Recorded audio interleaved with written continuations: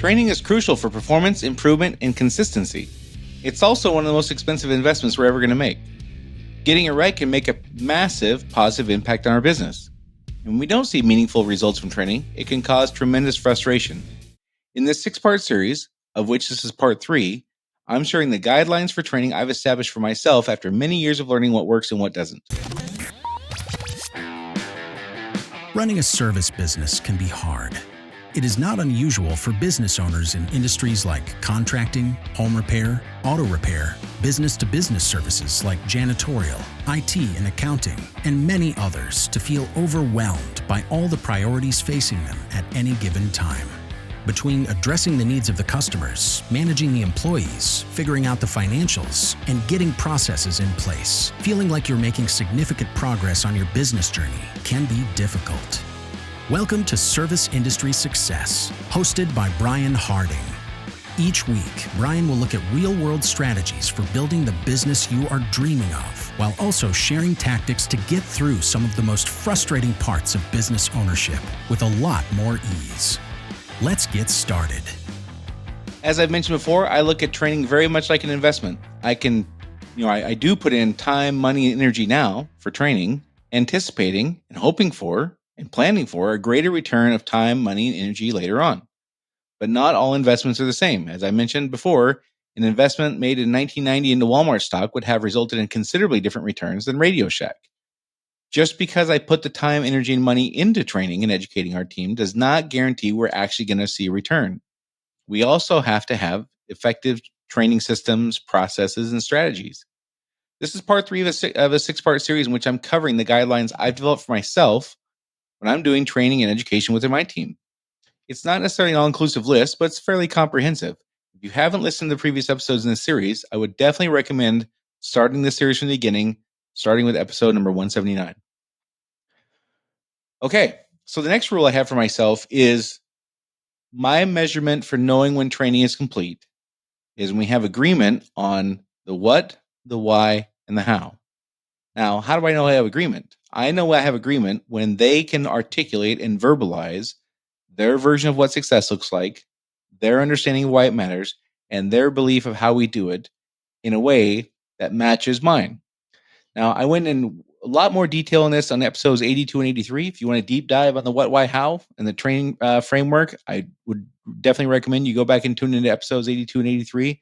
I spent a lot more time on it there. I did it in a 2-part series. Way more time there than I'm going to spend on here. But I'm going to give a quick overview of what, why, how, and what I mean by that. One of the most common reasons, in my opinion, I don't have any facts or data or a Harvard study or a Wall Street Journal piece I'm citing. This is strictly from my experience. The number one reason employees don't do what we need them to is because they don't know what success looks like. I can give examples of, I have talked about different examples. I'll share one. I remember a couple people called me one time asking me, hey, we got to let somebody go.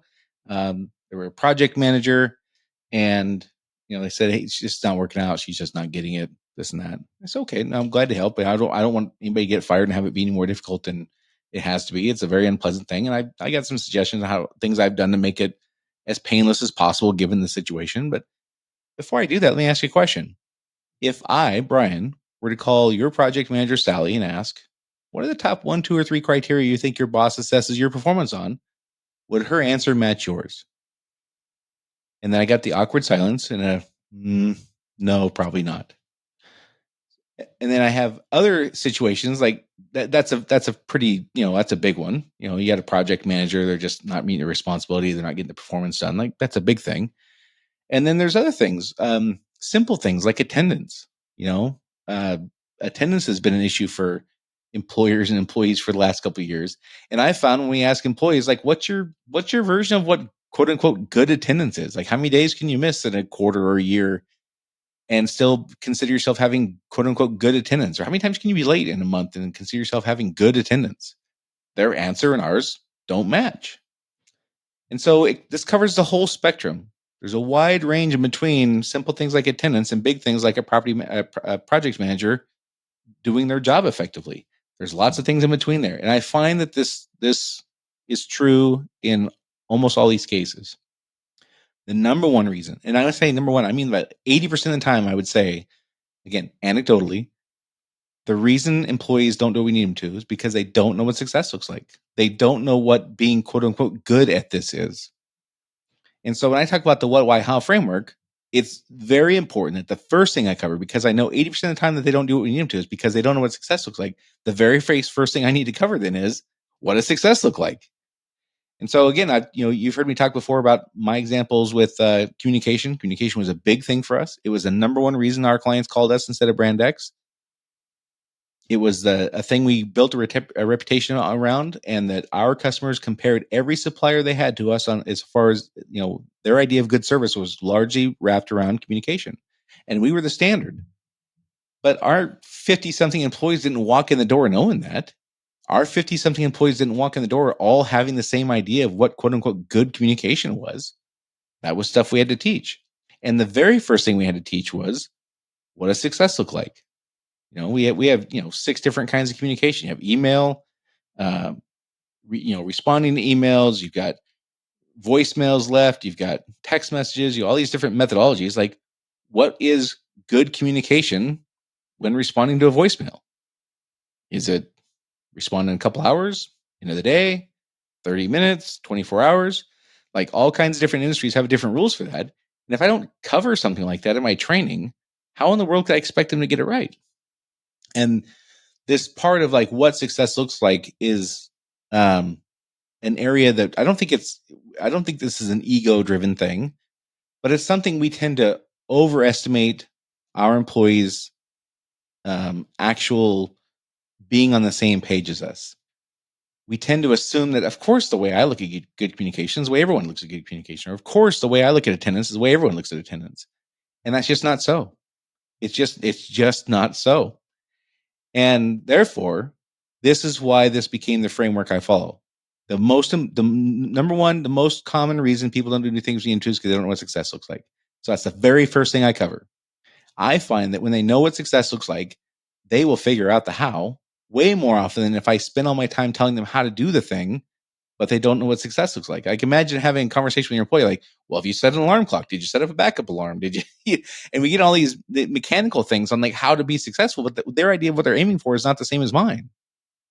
And this is why I start with, what does success look like? All right. So the next thing on the what, why, how is why. And the why is, why does this matter? What do we gain by getting this right? What do we lose by getting this wrong? What are the consequences if we mess it up? What are the benefits if we get it right? And this, in my opinion, is the second most common reason employees don't do what we want them to, is because they don't really know why it matters. Now, that doesn't mean they haven't heard us tell them 53 times why it matters. They don't really believe their belief of why it matters and ours deep down are not the same. So this is where, again, when I talk about having, questions-based meetings and in meetings where I'm asking questions instead of making statements, this is one of the most significant areas that I find comes to the surface. When I ask a question like, why does it matter we do this? Why does it matter we have good attendance? Why does it matter we have good communication? I find that this is one of the areas where they don't really know. Again, that doesn't mean I haven't told them a bunch of times. There's a difference there in what they know and believe versus what I've told them. And when they start verbalizing, like, oh, well, yeah, actually, it does matter because of this. What do you know? I found that the more they understand why it matters, the benefits of getting it right, the consequences of getting it wrong, the more they will do it when I'm not around. And again, my strategy is to get them to want to do the right thing without me having to tell them. Get them to want to do the right thing when nobody's looking. That is my goal, not compliance. My goal is willing participation. And so if I want willing participation, this is a critical component of that. The why matters. The why absolutely matters if I want them to do the thing without me having to tell them, because if they don't have the why, all that's left is me telling them. And so, again, this is something where I think we overestimate us all kind of naturally just being born on the same page in this kind of thing, or naturally having the same idea of like the consequences at stake or the benefits that we can gain. All right. And then the how. So, of course, once we know what success looks like, then we know why it matters. Then the only question is like, well, how are we going to do it? And sometimes they know, and sometimes they don't. And this is the stuff we tend to spend most of our time on is the how. We tend to spend most of our time on, well, they're not doing it. They must not know how to do it. And I find that to not be true. I find that the reason they don't do it is because they don't know what success looks like and why it matters. But there are times where they don't know how to do it. I told a story before. There was a guy that I walked out in the parking lot of our shop, and I found a guy with this piece of equipment that was not functional. it was it was kind of a mess. And I just walked out there and I'm like, well, hey, you're gonna fix that, right? Oh yeah, I'm gonna fix that. Okay. And I just didn't think anything of it. Like I assumed he kind of took it out of his truck to fix it. And then I literally didn't think about it again. And then a few weeks later, I went back out, different place. I just happened to walk out there. I saw the same guy, same piece of equipment in the same condition. I'm like, I thought you were going to fix that. Oh yeah. I'm just getting ready to do it right now. Just getting ready to do it right now. Okay, all right. Didn't think anything of it. And then I thought, wait a second. How could? Why would you not? Why would you not fix that? Like it's a 15-minute fix. Why would you go around for weeks or whatever it had been without this thing being right? So I turned around, I walked back over there and said, you know how to do this, right? And his face just turned white. I mean, the blood just left his face. Here I am, the owner of the company, the boss, and he was just mortified. I said, if you don't know how to fix it, let's fix that. Let's teach you how to fix it. And he goes, oh, thank goodness. The last thing he was going to do is tell me he didn't know how to do it, though. There was no, I mean, he would rather have put needles in his eyes and tell me that he didn't know how to fix this thing, which, again, it was, from my perspective, was a fairly simple fix. But he didn't know. Like, if he doesn't know, he doesn't know. And he's certainly not going to take a chance of being embarrassed. And, many of us have experiences where you tell the boss you don't know something they think you should know. They just jump down your throat. He wasn't going to risk that.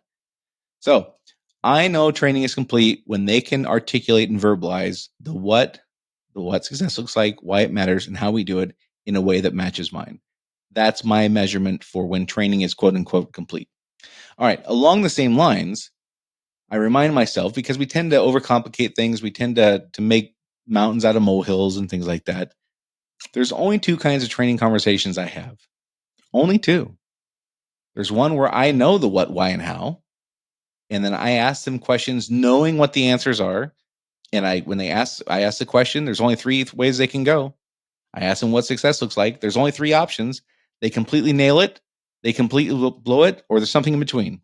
That's it. That's the only way. And same thing with the why. Why does it matter we get this right? There's only three ways they can answer. They completely nail it, they completely blow it, or something in between. If they completely nail it, awesome. Accolades, pat on the back. Yep, 100% right, Jack.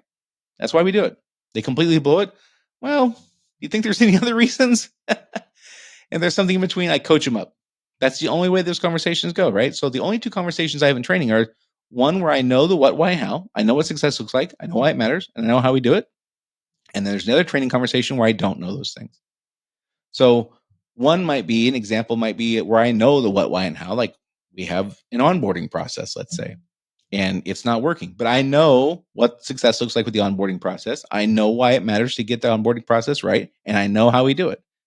That's a conversation where I'm just asking questions to gauge where they know things and where they don't, and I coach them up and teach them the things that they clearly don't know. And we move past the things that they clearly do know. That's it. That one's pretty simple.